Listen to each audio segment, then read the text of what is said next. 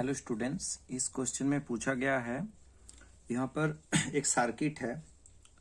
R1 given है 10 ओम, R2 given है 40 ओम, R3 है 30 ओम, R4 20 ओम एंड R5 60 ओम। और इसके साथ साथ एक 12 वोल्ट का बैटरी कनेक्टेड है अरेंजमेंट के साथ। तो टोटल रेसिस्टेंस चाहिए सर्किट का और टोटल करंट कितना फ्लोइंग कर रहा है। तो अगर हम अच्छे से डायग्राम को देखें, पहले अगर हम रेसिस्टेंस की बात कीजिए तो देखो यहाँ पर जो R1 है और R2 है, ये दोनों क्या है, पैरेलल पे कनेक्टेड है। सिमिलरली यहाँ पर R3 और R4 और R5 ये भी क्या है, पैरेलल पे कनेक्टेड है। ठीक है, तो ये जब मेरा पैरेलल पे कनेक्टेड है तो बेसिकली ये वाले जो पार्ट है R1 एंड R2 की जो बात मैं कर रही हूँ, तो इसको अगर मैं रिप्लेस कर लूँ R डैश से और इस R3 R4 R5 को अगर मैं R डबल डैश से रिप्लेस कर लूँ तो इसमें मेरा एक नया सर्किट आ जाएंगे। नया सर्किट मैं बना सकता हूँ जहाँ पर R1 R2 को मैं R डैश लिख दूंगा और इसको मैं R2 डैश लिख दूंगा। ठीक है, तो पहले हम क्या करेंगे, इसको सॉल्व करते हैं कि जब हमको समझ में आ गया कि ये एक्चुअल में पैरेलल कनेक्शन पे काम कर रहा है। तो पैरेलल कनेक्शन के लिए क्या हो जाता है, पैरेलल कनेक्शन के लिए हमको पता है 1/R parallel equal to 1/R1 plus 1/R2 plus 1/R3 plus dot dot dot ऐसे करके चलते जाते हैं। अब देखो यहां पर मैं पहले इस वाले जो पार्ट है R1 एंड R2 को मैंने क्या माना, R डैश माना। तो अगर मैं छोटा करके एक सर्किट बना लूं ऐसे करके, ये वाले पार्ट मेरा R डैश आ जाएगा। ओके, अभी जैसे डायग्राम था वैसे ही मैं बना लेता हूं।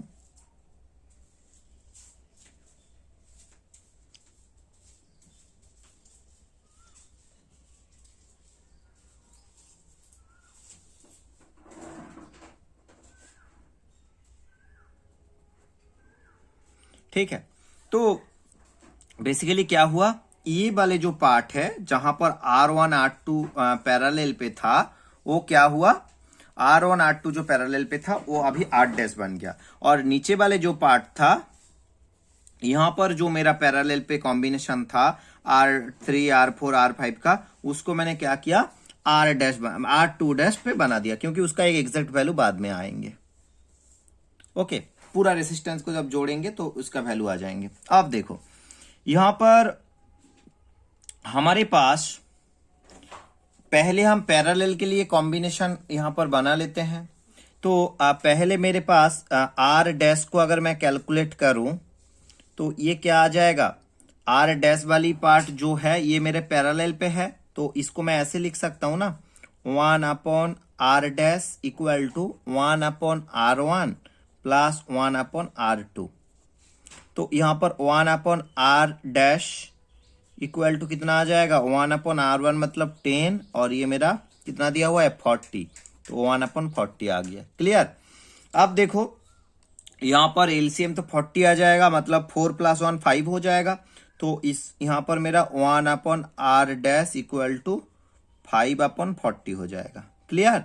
इसको मैं काटूंगा तो 1/8 आ जाएगा। ओके, तो इसका मतलब 1/R डैश कितना आ गया, 1/8 आ गया। तो इसका मतलब R डैश कितना आ जाएगा, 8 ओम आ जाएगा।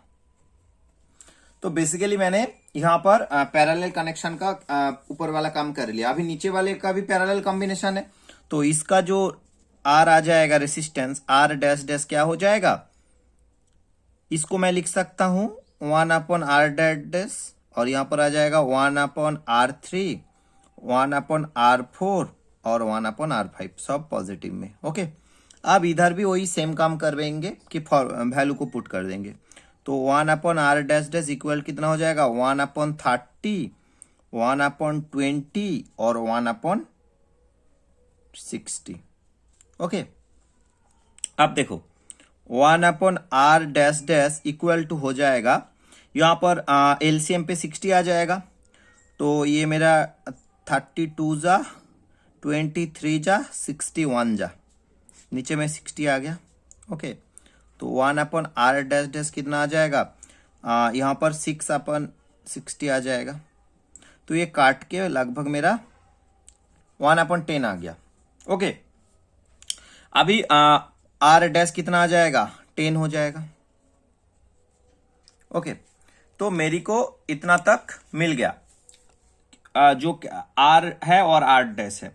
अभी मैंने क्या किया, जो मेरा नया वाला जो डायग्राम बना यहां पर कि रिप्लेस किया r1 and r2 by r dash और रिप्लेसिंग किया r3 r4 बाई क्या हो गया r डबल डैश। तो देन मेरा ये बना ना, तो इसका मतलब r डैश कितना हो गया 8 ओम और ये r डबल डैश कितना हो गया 10 ओम।